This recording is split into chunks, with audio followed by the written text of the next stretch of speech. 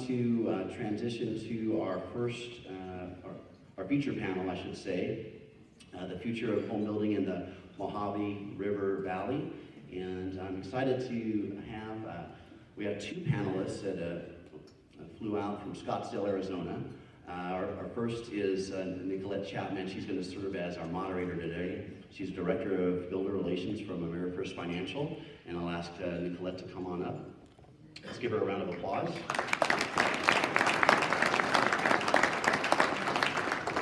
And before I hand things over to the very capable hands of Nicolette, I also want to invite our President, Phil Burham, the VP of Land for D.R. Horton, John Ohanian, Director of Development for Terra Verde Group, and Barry DeLuzin, Senior VP of Land in U.S. Western Region for Walton Group of Companies. Let's give them a round of applause.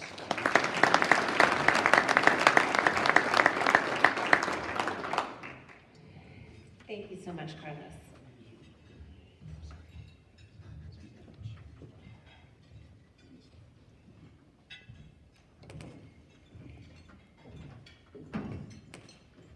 We'll let John get situated over here before we get started. I want to get that picture off there.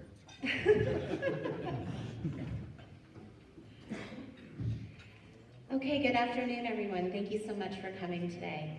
Hopefully we're here to help you gather some good information to take back with you, and it'll be a great afternoon. So let's actually get started here, John, with you. Dive right in. I'm a lender, so typically I come in at the end of a project, but if you wouldn't mind, would you tell us a little bit about Tapestry and what actually goes into creating a master plan community? I'd be happy to. Maybe turn the mic. Is the mic on? I'll try this one. Yeah. Here we go. Sounds even better. Many of you have heard this story that have been in some of these meetings before, so I'm not going to give you the entire Tapestry presentation because it takes a long time. But I do want to highlight a couple things about Tapestry, how it came about, but how it fits into this concept of the future of home building for the Mojave River Valley. And we call it the Mojave River Valley for a very specific reason. We need to brand ourselves. We need to create an identity that separates us from Palmdale, Lancaster, and some of those other areas in Los Angeles County that maybe carry a different connotation when you think about what the high desert represents. So we're trying to create maybe a better perception, if you can, for our area. Tapestry is about a 10,000 acre piece of property. It is approved for 15,663 residential units and 700,000 feet of commercial space. Going to be developed over the next 20 to 25 years. It's an interesting concept to try to come up here and create a different housing stock than what this area has had in the past. And that's one of the things that when we looked at this opportunity up here, what we felt was missing is a broad range of housing opportunities for people. We have generally the big half-acre stuff, but we didn't have much else besides that. And I don't think that, in our view, that didn't appeal to what the millennial buyer is looking for, what the young people today are. So some of the community design elements are identified there. This is actually the project itself. It sits on the southern edge of Hesperia at Ranchero Road and goes all the way down to Highway 138. And the supervisor mentioned Highway 138. That actually is going to be a very important access point for that whole Summit Valley area over the coming years. But just so you can see, it's a substantial amount of open space, about 5,000 acres of open space as part of the development. An integrated community. This is the first phase of development, which will be taking place. Engineering moving forward now, 2,104 units. That'll hopefully break ground the first of next year. And then, Lord willing, we will deliver homes to builders, or lots to builders about 18 months thereafter. And they begin to deliver homes maybe 6 months thereafter. And maybe 600 to 700 units a year is actually what we think is achievable based on market studies. What we thought about as we developed the community, and some of the key elements of developing a community, is to create something that meets the needs today, and then further projects forward what's going to happen in the coming future. Critical is sustainability. As we all know, water, energy, all these other things that go on that people complain about. You need to design to that. So you'll see on our project that every house is good. This is before the California Public Utilities Commission said you have to have mandatory solar, we included it as part of our project. We're using recycled water to irrigate all of our outside landscaping, so our houses will be substantially more efficient. We're doing xeriscape. We have a limitation on the amount of turf that can go into every place, and turf will be in places that it can be used by the community as a whole. So when you have a blank slate like we did, you can design something that affords you the ability to have parks, and I think I have a slide that talks about it, yeah. The neighborhood structure.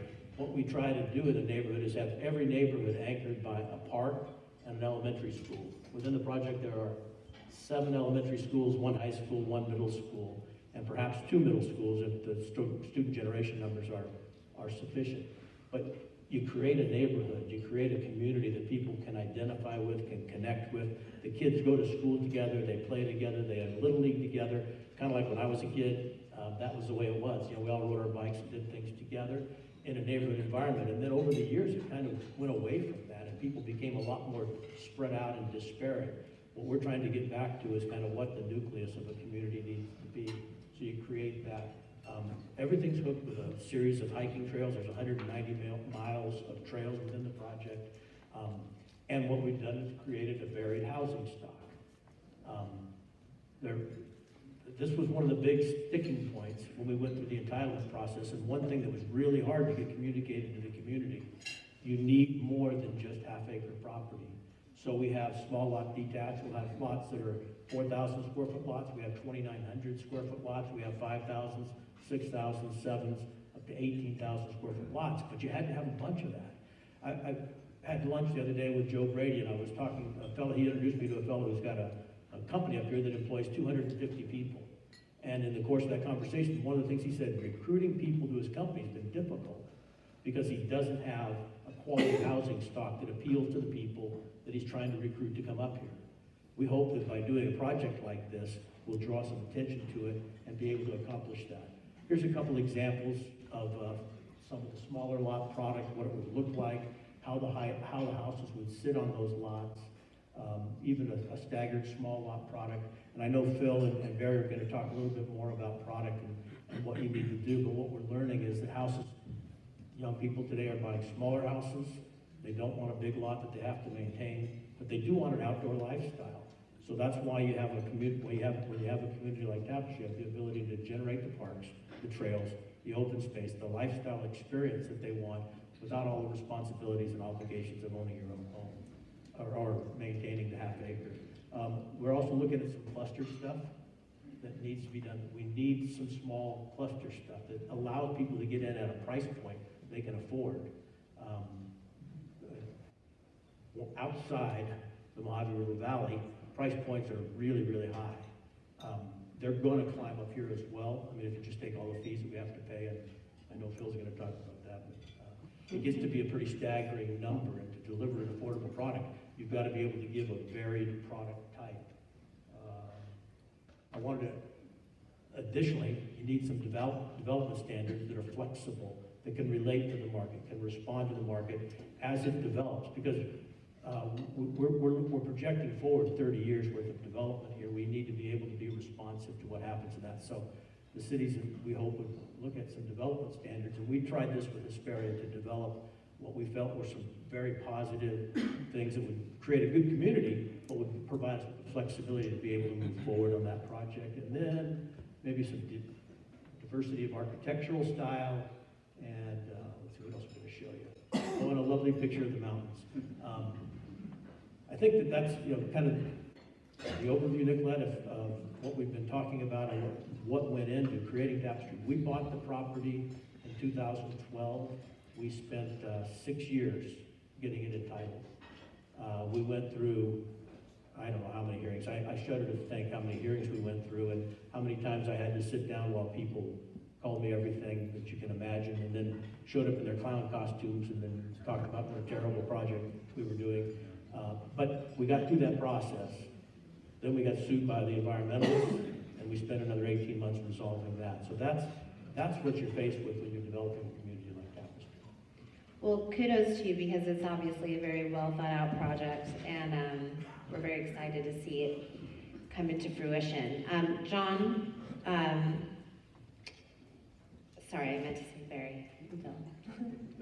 number one. They went away. They're very similar in height. Would you like to add anything, or what are your thoughts on the project? Sure, no, great to be here with everybody, and before I begin, I just wanted to make sure you temper with my comments with the fact that, and some of you know this, but not everybody knows me here, that I am an SOB.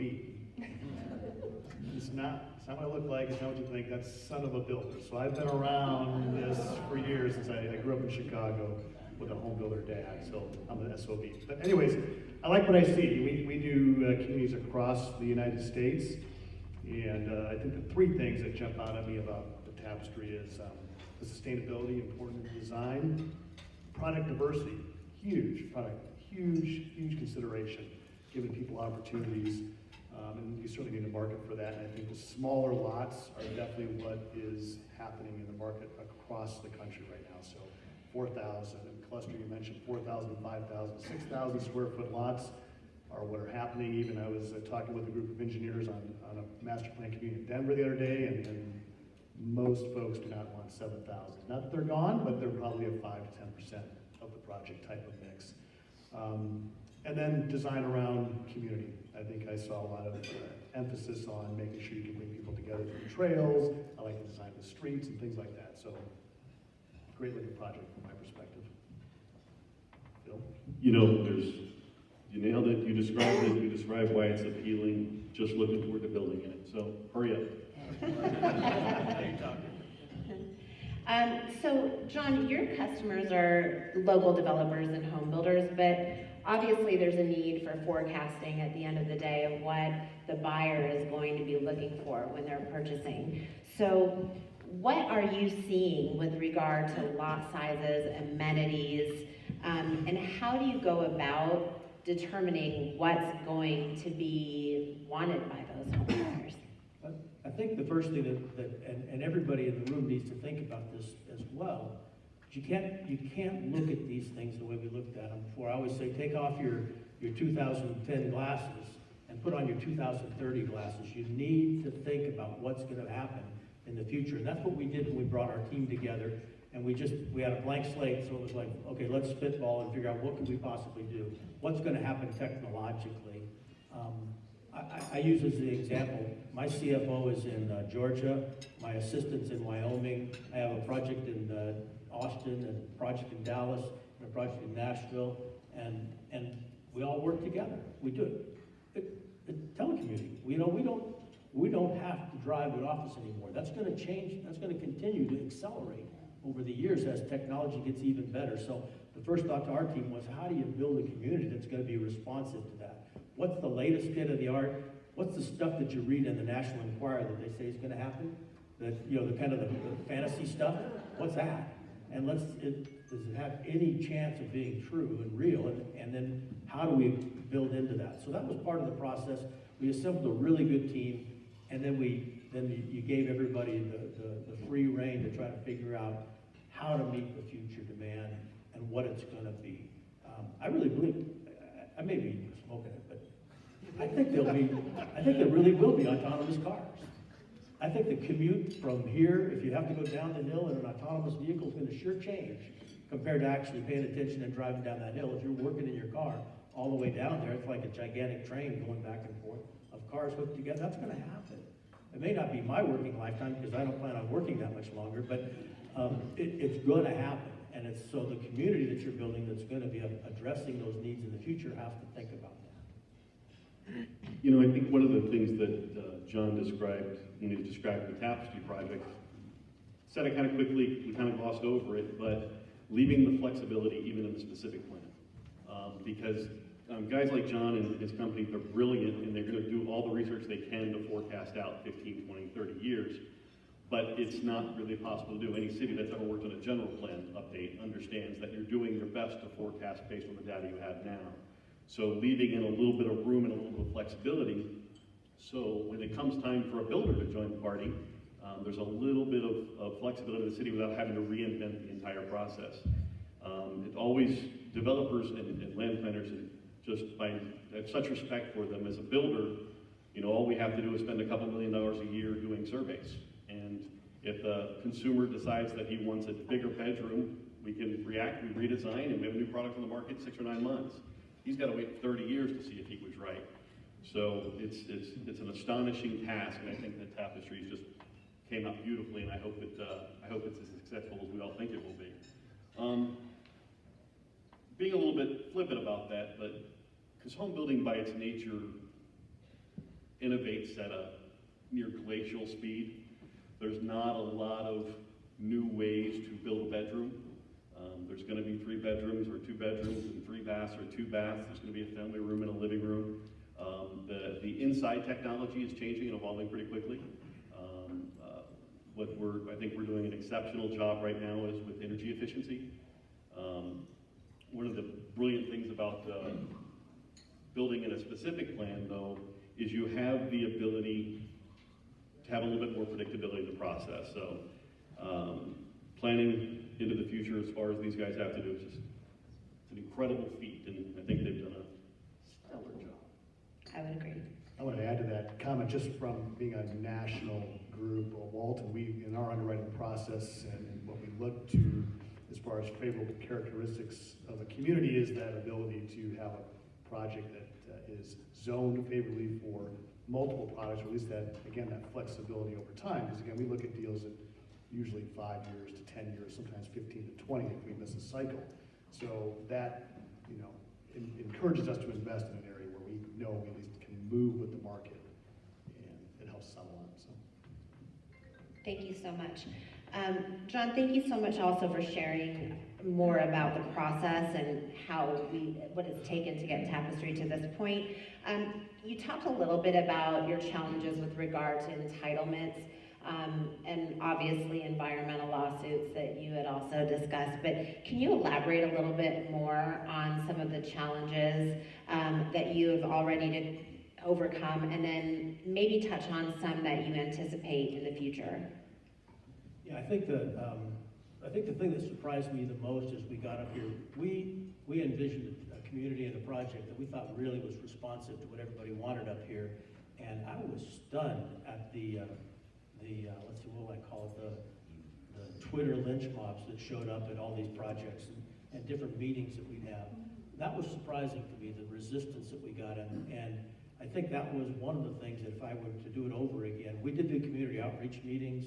We tried to be responsive and go out and meet with people, but that would probably be something I would have gotten a better handle on earlier, and probably gotten a better, get my own vigilante group together. That's what I should have done. It's always hard to get people that support a project to come out and speak. Generally, the people who support new development and people in our industry, we're all working, right? And so, showing up at a city council meeting isn't something that you do, but the guys who with the flashlight in their back pocket, who showed up at every meeting and called me names, who didn't even live in the city of Hesperia, mind you, but they had the time, right? I should have organized, the next time I'm going to go to a retirement community and I'm going to find people that retired from my business, and I'm going to hang out with them, and I'm going to buy them breakfast about 10 times, and I'm going to say, please come to my meetings. I think that's one thing that we need to do as an industry. We need to do a better job of selling what we do and what the value of what we do is. I mean, Carlos mentioned the seven jobs.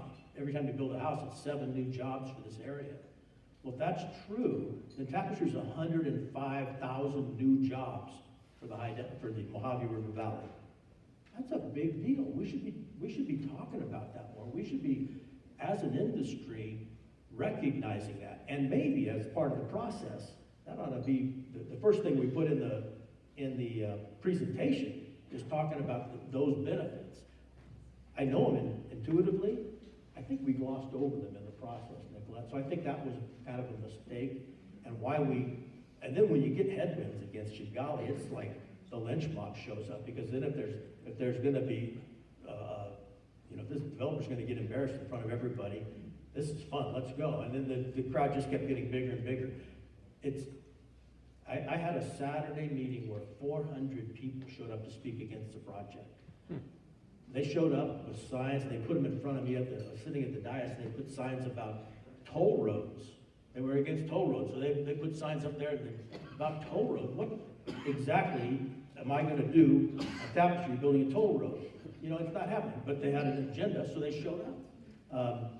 People who had no idea what was going on still came, provided their expert testimony, and we had to sit there and listen to it for hours on end. So I think that as an industry, we need to do a better job of marshaling support, and then the other thing that we unfortunately deal with in the state of California, CEQA, the bane of anything positive in the state.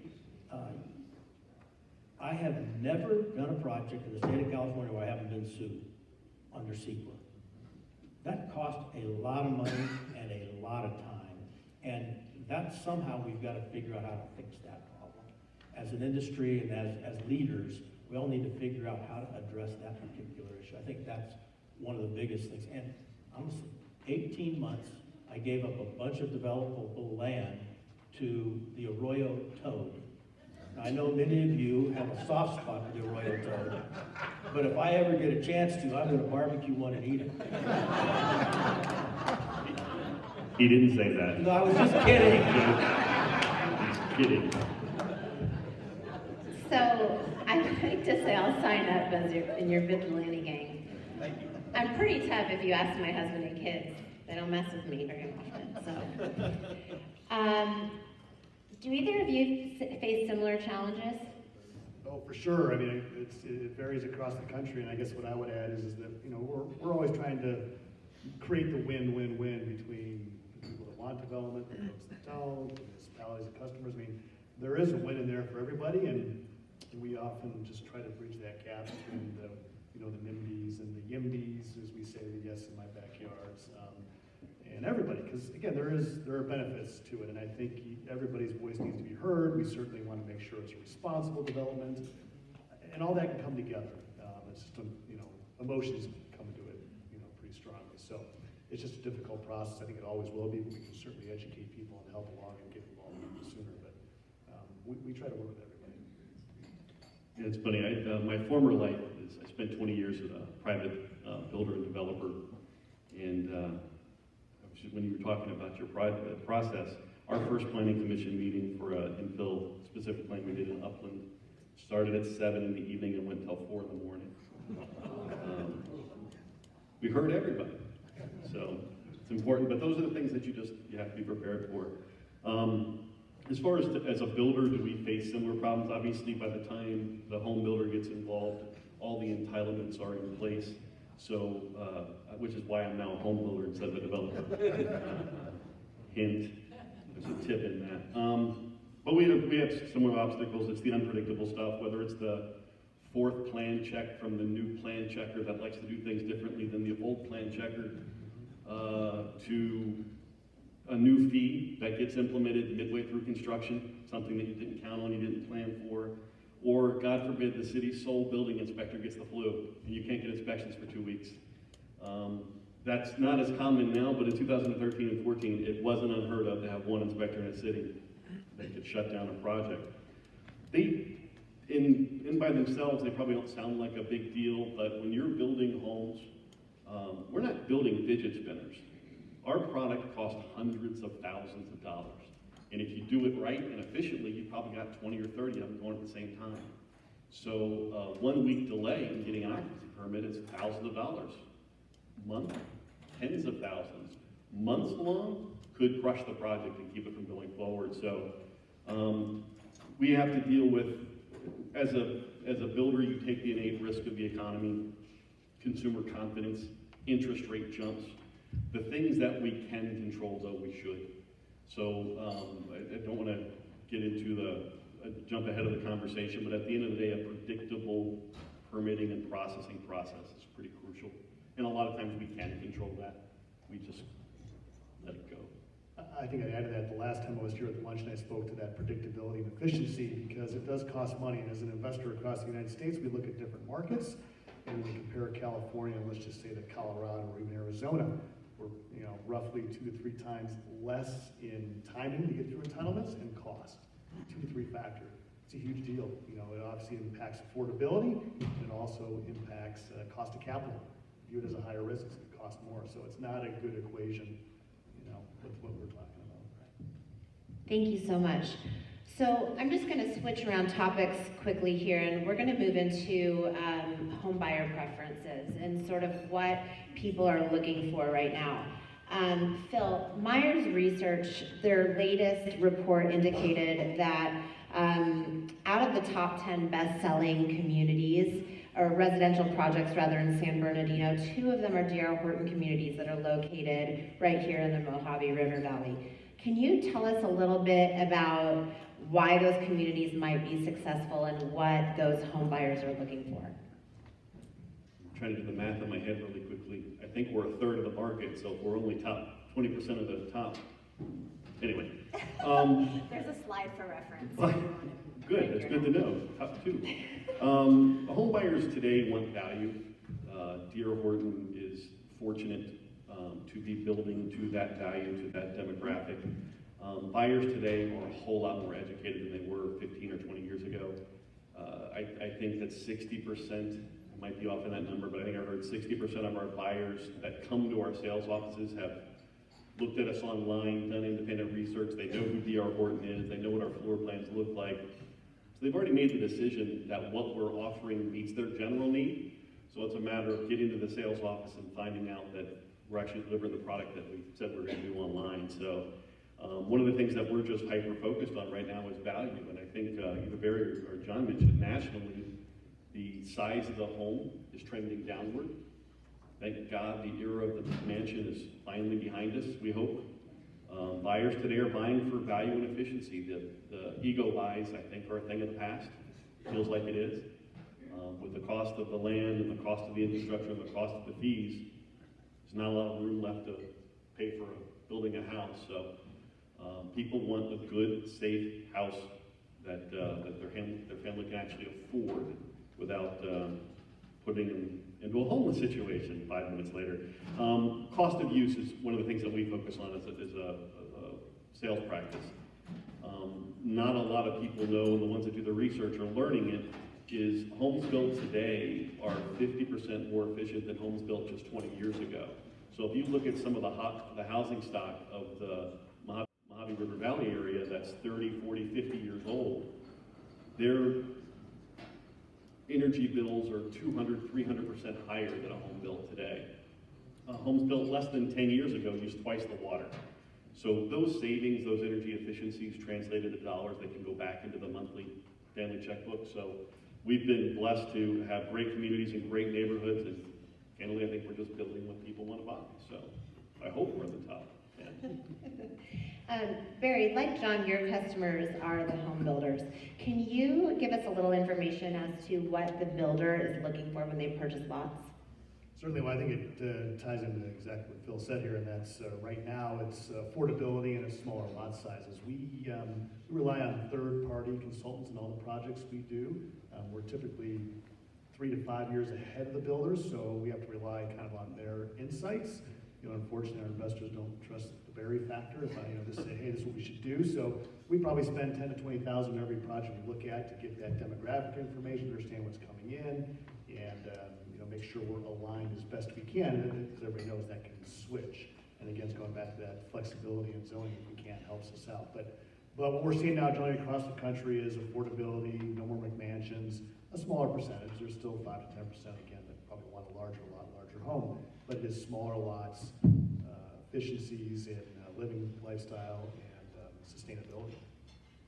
Perfect, thank you so much. You touched on a sensitive subject, I think, that's important to everyone in the room, which is home affordability. Carlos had obviously painted a pretty bleak picture of the state of the current housing market, and I think it's generally a fairly accepted premise right now that we are in an affordability crisis, particularly in California. I'm going to pose this question to all 3 of you. How do we get out of this mess? And why are we in it in the first place? I don't know. But one of the things that I think we focus on as a group and as a building industry is creating the new standards like we mentioned a moment ago, kind of identifying some of these flexibility issues. You have to recognize for us to get the first house, first lot to a builder. At Tapestry, I'm gonna have about $65 million invested. I went back, first I told Phil, I thought it was about 45 or 42 million. I went back and looked at the peak capital at $65 million before I could sell a lot to a builder. A ton of that is fees, right? So how do we figure out how to deal with that program? The cities need the revenue. I mean, they need the money to build the infrastructure. We've got to figure out ways to do a better job of, and the supervisor mentioned it at the beginning, talking about infrastructure right from the get-go. That's something we've got to start addressing up here. Infrastructure's been kind of backburnered by everyone. Now the reality is setting in on us, and the city of Hesperia needs to widen Rancho Road. They don't have the funds to do it. So developer, you need to give us the money to do it. We're impacting it. We should do it. It's logical. It's just a lot of money. And so those are the things that I think that if we can figure out a better way to manage the infrastructure, that's certainly going to help us get the affordability number down. These guys are already building the most efficient houses you could possibly build. I mean, I've watched them frame a Horton house. I don't see them use saws very much. It's a package that comes in, and they nail it together. And it's like, Well, all right. Now you're just being silly. no, it's true. Our framers actually just have lasers that project out of their eyes, so it goes much faster. But I think the simple answer, I think, is how to get out of this. It's probably going to be the most complex rationale, but the simple answer is build more houses, build more apartments, build more subsidized housing, build more estate housing at Oak Hills. Free market economies work. This is what's made this country where we are. If you limit housing, you put obstacles in front of it, you're going to get less housing. I love the concept of LA rent control, how suddenly that's going to make it affordable. It's like they went to the Alexandria Ocasio-Cortez School of Economics. But I'm open-minded. But the housing, like any product on the market in a free market society becomes more affordable when consumers have choice.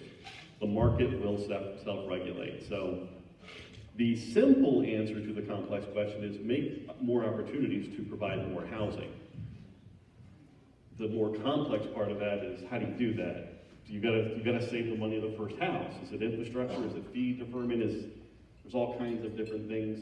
I want to add one other thing though, is for the people in this room, because you guys are obviously here, so you care enough about housing to have bought a lunch or have somebody bought you a lunch. So we thank you for coming here. What's equally important is to go to your city council meeting once in a while. If there's a housing community on the agenda, I don't care if it's near you, down the street in another city. If you're in the city during a city council meeting, go in and say, look, we need more housing. I'm here to let you know I support you, council member, for approving this project. Council members take a lot of abuse.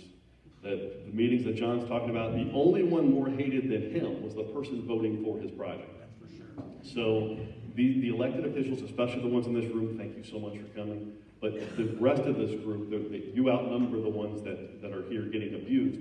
So go to your council meeting, spend 5 minutes, put on a comment card, do your 3 minutes on why housing is important.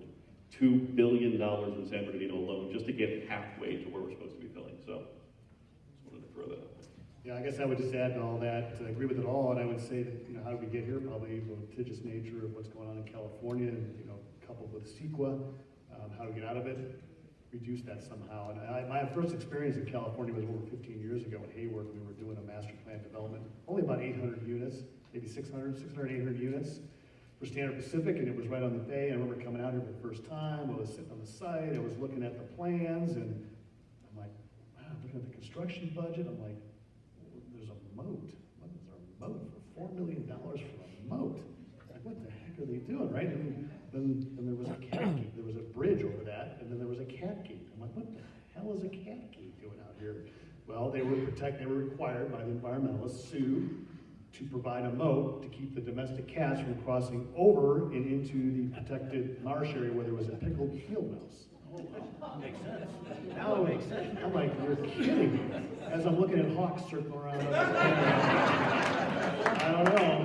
So anyways, that's where it starts and that's where I think it stops. Environmentalist is not a bad word. Nobody, John doesn't really think that. the abuse of the CEQA laws that's the issue.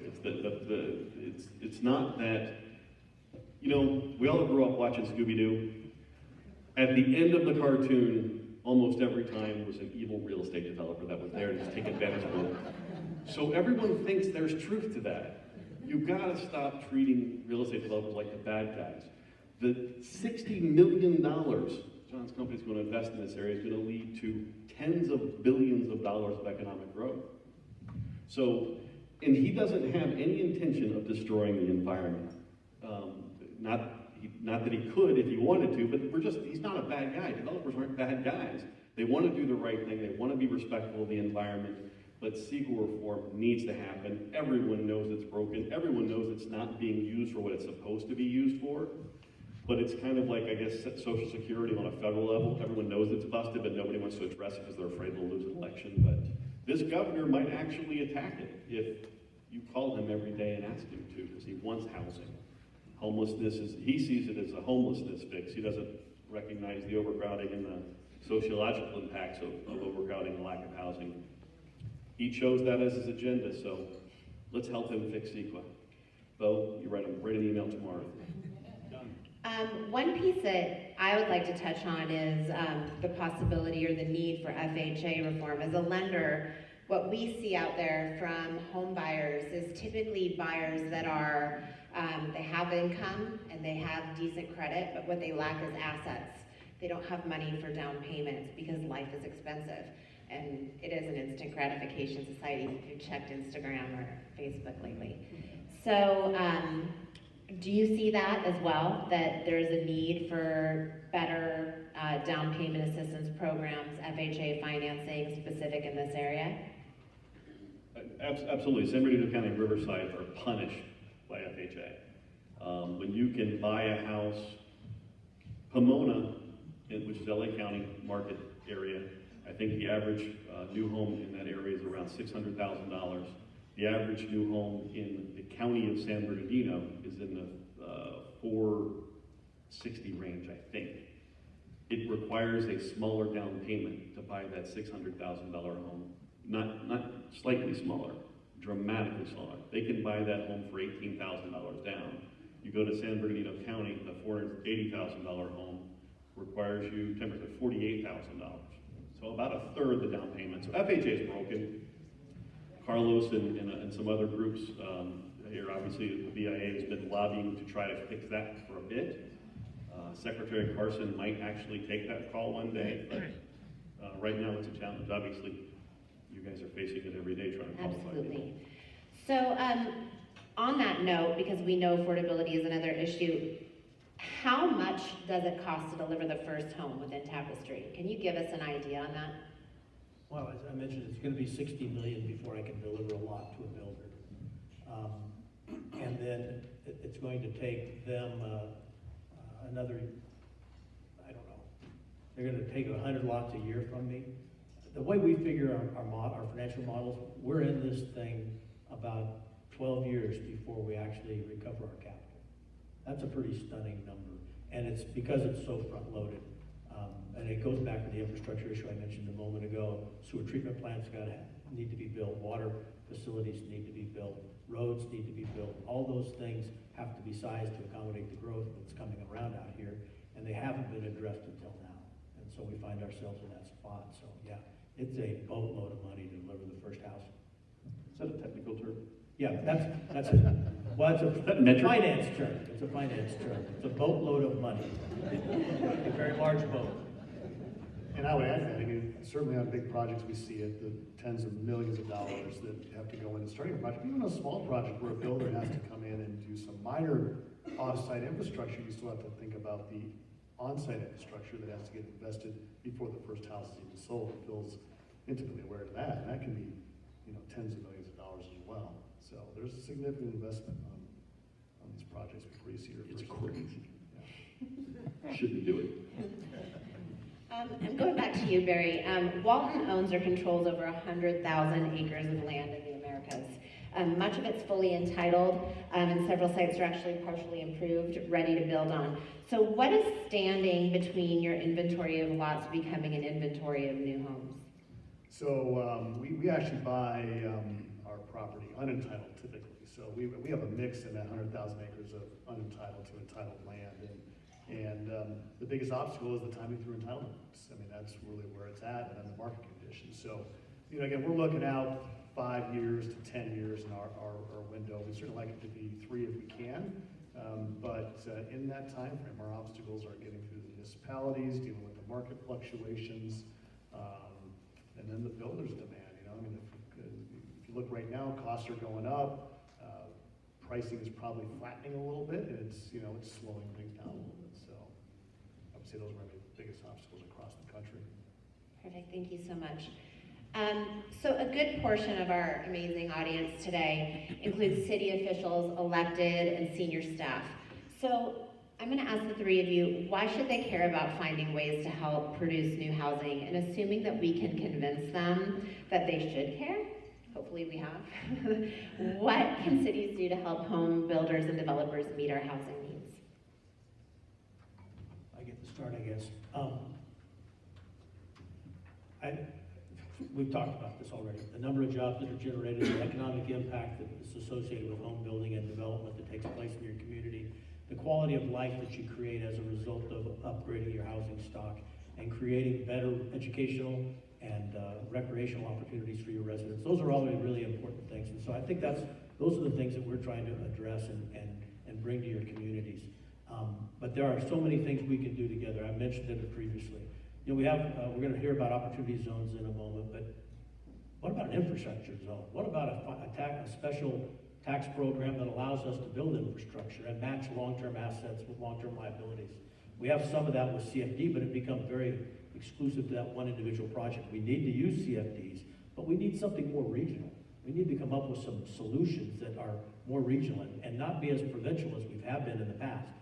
The Mojave River Valley up here has an opportunity to do something special. We have a really lovely lifestyle up here, and the land is beautiful. There's stuff up here that's really, really pretty.